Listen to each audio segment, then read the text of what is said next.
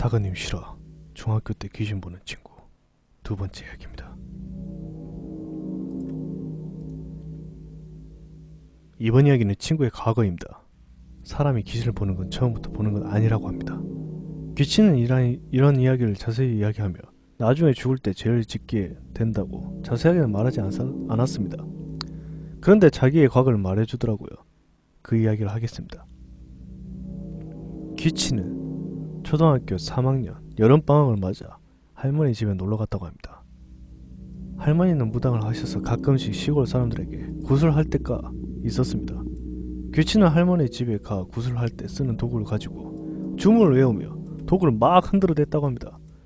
주문은 책상 위에 쓰여져 있다고 하더라고요.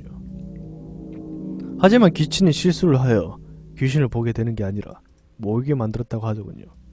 그 때문인지 신나게 도구를 흔들며 놀고 있었는데 뒤에서 한기가 느껴졌다고 합니다. 어머, 이런 어린아이도 구슬하네?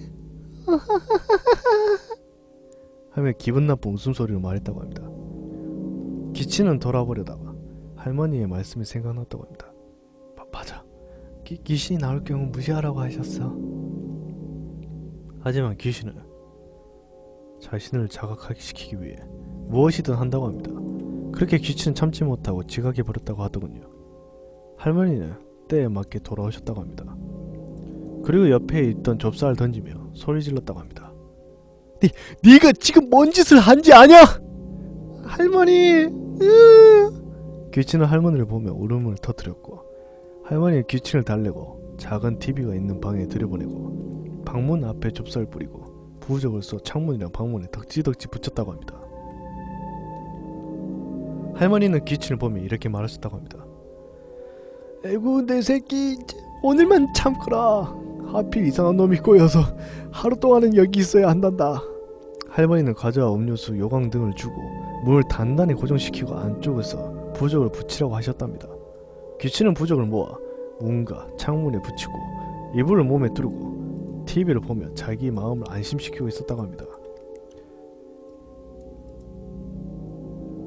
그렇게 2XXXS 하던 나 XX 아시죠? 그걸 보다가 잠들었다고 합니다. 얼마나 잠들었는지 방은 깜깜해지고 TV 불빛만 켜져 있다고 합니다.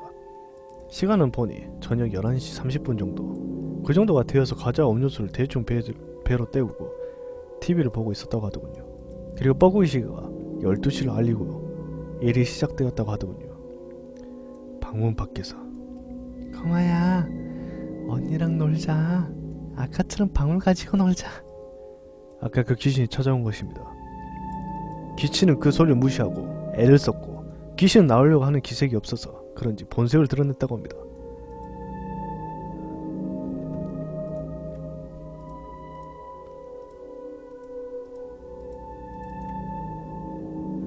어서 문 열어!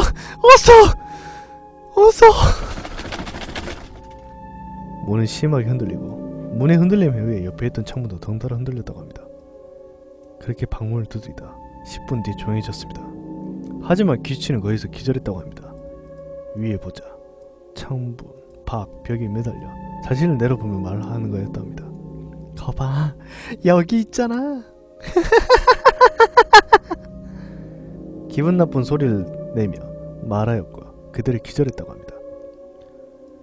그때부터 귀치는 귀신을 보게 되었고 귀친이 점점 귀신 때문에 이상해지자 부산에 올라와 지금 할머니의 집에서 살며 버스를 타고 학교에 등교합니다. 과거 이야기를 듣고 일주일 뒤 귀친과 전에 등산편에 나온 A와 B를 데리고 흉가 체험에 갔습니다. 흉가는 3층집 위치는 전라도입니다. 이 흉가는 지금까지 3명 정도가 이 집을 샀지만 아이, 여자, 남자 여러가지 귀신이 산다고 소문이 났으며 지금은 그냥 버려진 집입니다. 저희는 그 소문을 듣고 30분이나 되는 버스를 타고 촛불과 종이, 쌀, 방석을 가져갔습니다.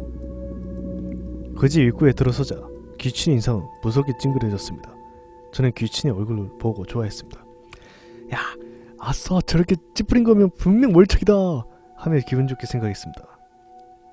귀친은 자기가 먼저 들어간다고 하였고 자기가 가는 그 길대로만 걸으라고 하더군요. 저희는 알았다고 하고 귀신의 D만 따라갔습니다. 그렇게 1층 방 중간에 도착하였고 방석을 5개를 둔 뒤 귀신이 부르는 무서운 이야기를 시작하였습니다. 아, 이 노래에 대해서 설명해야 되겠군요.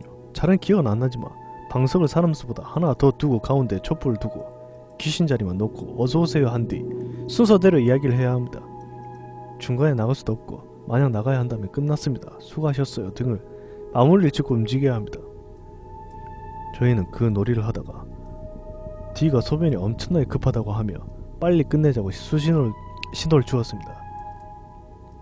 저희는 이야기를 빨리 끝내고 마무리 짓는 도중에 D가 참기 힘들다며 뛰면서 방 구석에다가 소변을 보는 것이었습니다. 그때 귀신 소리 질렀습니다. 야! 야, 지금 당장 여기서 나가! 빨리! 오세요! 라며 소리를 지르며 말했습니다. 저희는 여기서 뛰쳐나왔고 4-5분을 계속 뛰었습니다.